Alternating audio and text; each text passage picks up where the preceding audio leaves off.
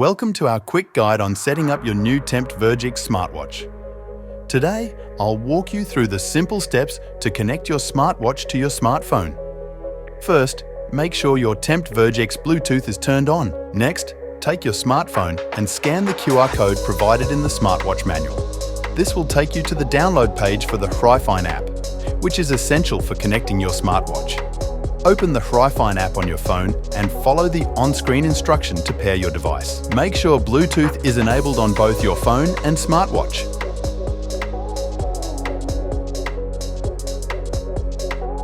Once paired, your smartwatch will automatically sync data with your phone.